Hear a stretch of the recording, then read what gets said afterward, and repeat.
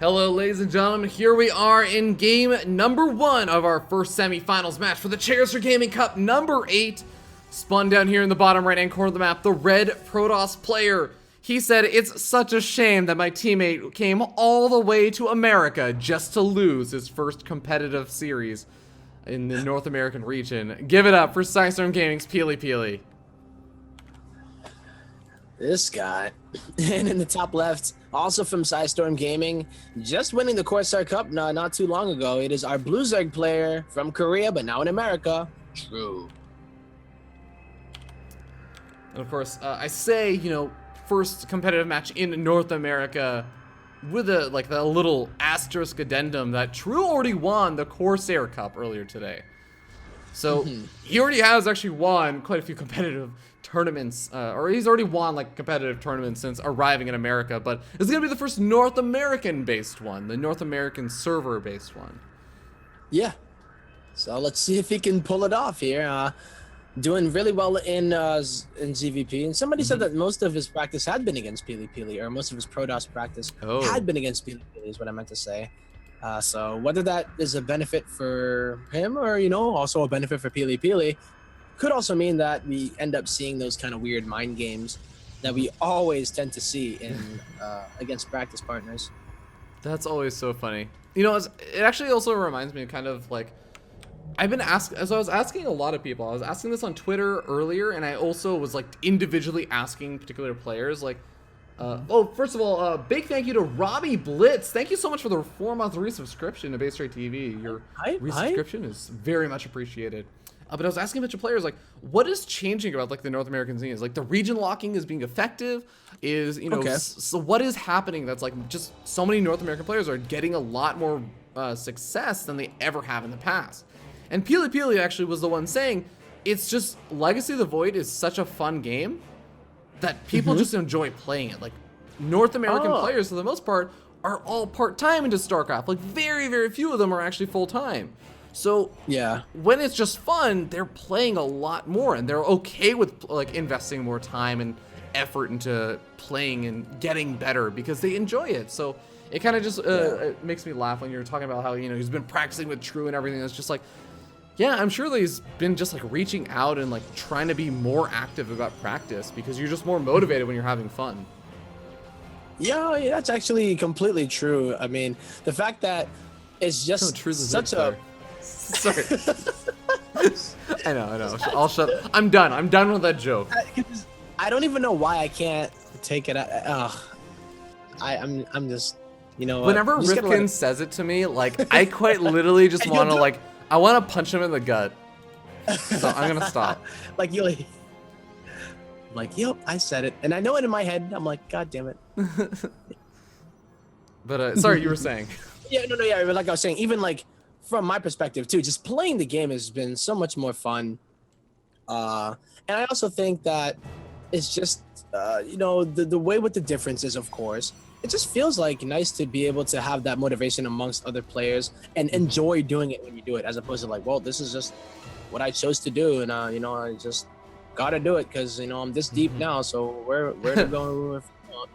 But the fact that it did end up making it a bit more enjoyable, not only to watch, but just to play. So yeah, well, we do actually have a big adept push out over here from PiLiPiLi. I believe he got up the Resonating Glaives upgrade for his adepts and is going to be making his way in over here onto Creep, but Baneling Nest is still finishing up, and this is going to hit right before the Baneling Nest finishes. This is going to be a really nice push in from PiLiPiLi. Really well timed. Yeah, that's nice. Very nice, actually. The Lings don't even have speed yet. Oh, so boy. While is trying to deal with this with Lings, I mean, they're having a lot of trouble. Well, Adepts are starting to get surrounded. I mean, yeah, a lot of the Zergers are getting picked off. In fact, more Zergers are coming out, but are there even going to be that many around to make any Banelings if he needs them? I mean, there's not going to be a follow-up push in over here, but it was actually kind of probably not the best trades over there for True. No, he ended up losing how many drones there? It was 2 drones. That's it, actually. And he made a ton of Lings to deal with that. And he's not stopping right now, Fear Dragon. Oh boy, these sentries might be caught a little bit out of position, just barely managed to get that function overcharge as a safety defense measure up. Some good force souls also would have been able to protect them up against that ridge. So nice kind of positioning over here from PiLiPiLi, but True still looking like he's going to be making more and more of these Zerglings, sitting on just 49 workers. Going to be getting up the drop overlords on the north and the south side. Going to try and get some damage done. Oh man, there are already banelings and lings there on the bottom. Don't believe they're there at the top just yet, because he's actually setting up. Oh, they are. So this is a three-pronged attack that he's going to be going for. Oh, I don't know if PiLiPiLi has any anti-air to actually deal with this. True could do a devastating amount of damage. PiLiPiLi is not actually reacting inside the natural expansion because he's busy microing the army, force fielding around. He's going to lose so many workers inside the natural. Oh, God. What? And the main. So many workers get killed. Oh, my God. Fair Dragon 12 have gone down now. Oh, Sentry's also getting surrounded over here, and even though PiLiPiLi actually still surprisingly enough has, at this moment, an even worker count, it's going to be going down much further very, very soon as the Zerglings and Banelings flood on in, and they're going to be hitting Banelings, which is not the trade you want to make. Oh, and another hit. I was going to say they're about even on workers despite all of the carnage, but after that hit, PiLiPiLi down at 29, going to lose power on the robotics facility, and these lings have +1/+1 now. So they're going to be even more effective. GG, True. Showing a bit of dominance and walking in with game number 1 under his belt. Oh my goodness. Yeah, completely just like dismantled PiLiPiLi there. I mean, and that was like a counterattack too, so he dealt with whatever aggression it was. Didn't lose that many workers. And usually when you force out that many lings, you're pretty good as a Protoss player because, you know, you're going to get the force fields going down. They're not as effective. You can use photon overcharge. But it really was the multiple prong that killed PiLiPiLi. You know, he didn't expect Baneling drops in his main, or Baneling drops in his main, his natural, and an attack in the middle. That Maybe was just one. Pretty devastating to actually try and deal with. Because on top of that, it's like you got to move your workers, and you got to throw down your force fields, and you got to do all this stuff. Like, True just executed that out so well. We're going to hop to a short little break while we get ready to hop into game number 2, so we'll see you guys in just a little bit.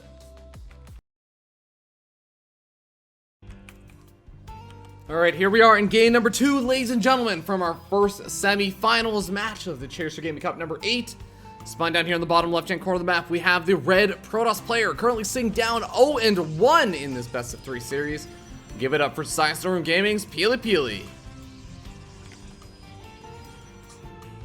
And in the top, also representing ZvPGaming, up by 1 as well, it is True. So, I know, Tempo, you and I were both talking a little bit about that last game and saying, like, what could have gone differently? What should PiLiPiLi have done? Potentially, like, before actually, you know, before just saying, like, oh, he shouldn't, that adept attack shouldn't have happened. Was he behind? Basically, right? It's like... No, I don't know. That's a tough situation because it's a gigantic counterattack, and you have to be prepared, you know, to micro on 3 fronts to deal with it.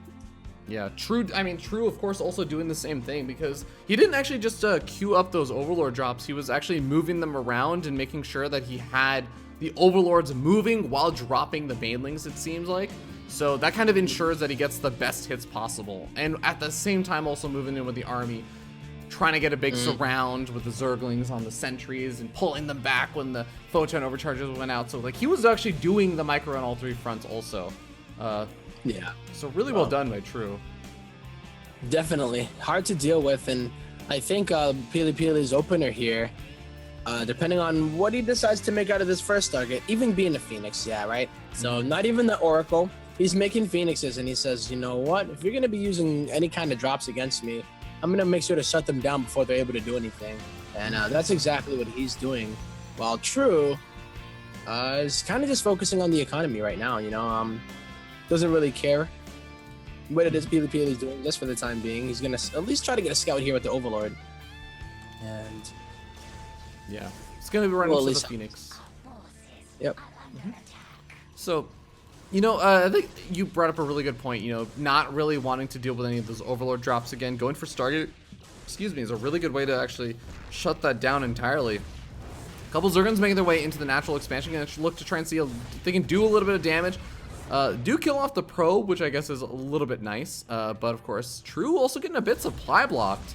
The Phoenix also going to still continue to find more Overlords, I assume, as there's an Overlord sitting over at the 4th expansion fairly exposed. There's still an Overlord sitting outside the main base. Yep.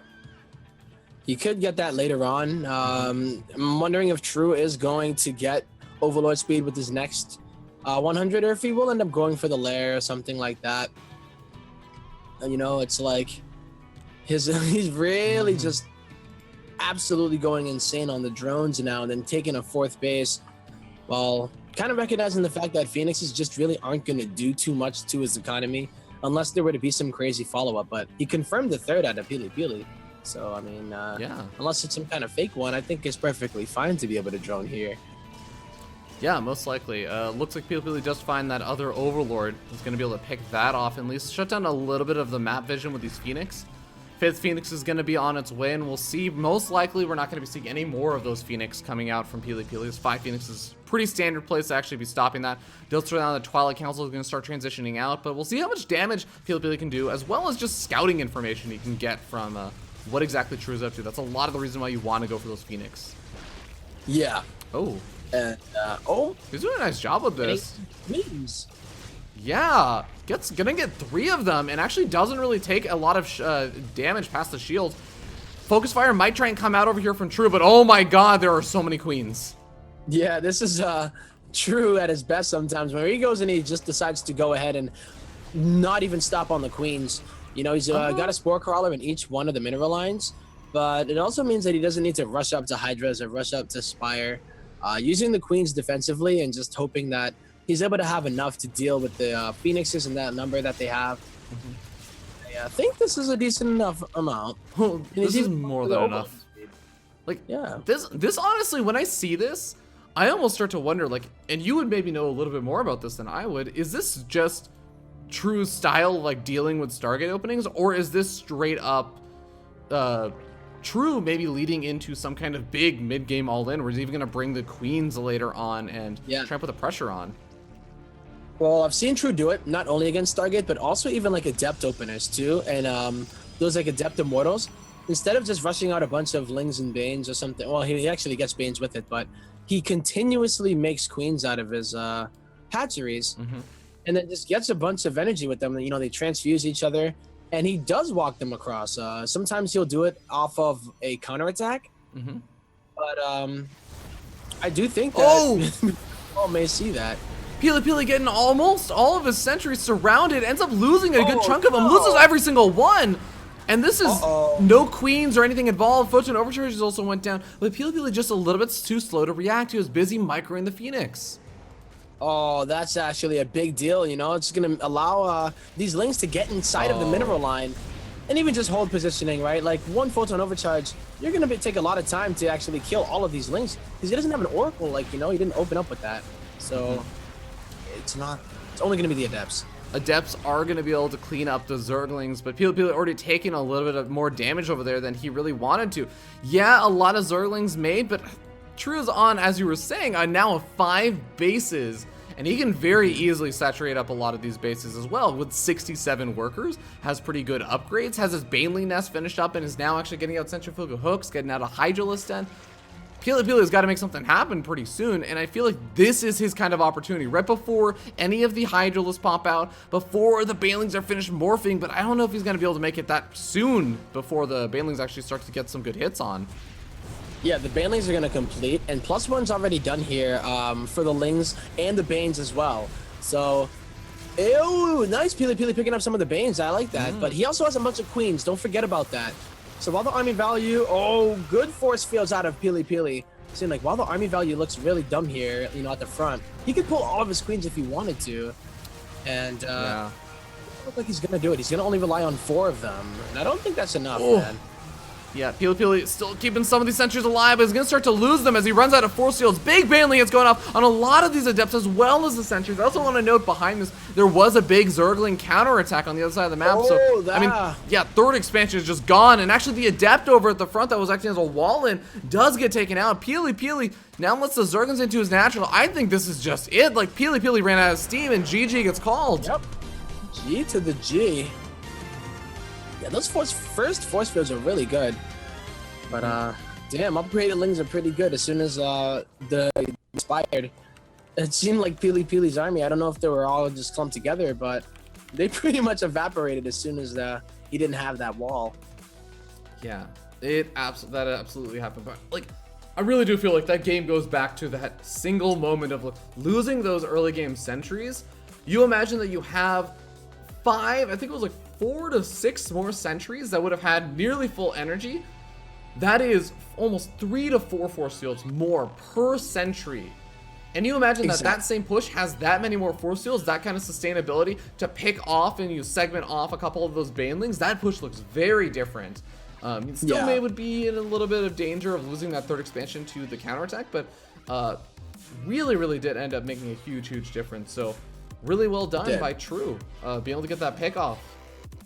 Yeah, that was sick actually. A very cool style, and that counterattack just out of control, right? Like even killing the 3rd, you know, it's like, oh god, that could have actually contributed, to the engagement too, where it's just like, anytime you have to focus on so many things, and then I think Protoss engagements are very intricate too, especially with force fields and different amount of spells you do have to cast in like the later game. But when it comes down to that and you're on creep, you better damn well make sure that you do not miss any force fields or have your units all clumped up. Yeah, it will very much cost you in that situation. But of course, True does advance on and move on to the grand finals of the Chairs4Gaming Cup. PiLiPiLi, unfortunately, does get knocked out. Still walks away with 10 Canadian dollars, so definitely that's a little bit something. So for 3rd place. And on the other side of the bracket, we do have Neeb sitting in the semifinals, ended up taking the 2-0 over Easy Peasy, and is going to be facing off versus the winner of Tails versus Ruff, which I don't believe has even started yet. And that is in the round of 8. They're just about to be, it looks like. So I think we have a pretty much clear run of like who we're going to be casting. We're going to be doing Tails versus Ruff, followed up by the winner of that versus Neeb, and the winner of that series goes on to the grand finals to play versus True. So I think we're just going to cut to a short little break since Tails said I believe they're waiting for him. Yeah. I guess like Tails, Tails is like MIA or something, so Tails has 10 minutes before he gets DQ'd for not being around. That'd be a shame. That would be really weird too, because Tails just played versus Matisse, and Ruff was waiting for Tails. It wasn't like, you know, Tails was waiting around ahead for like the bracket to catch up and for him to get his next match. No, he just finished playing, and then I guess he just like disappeared. So we'll see what ends up happening with that as we hop to a short little break. We'll see you guys in just a little bit with more of the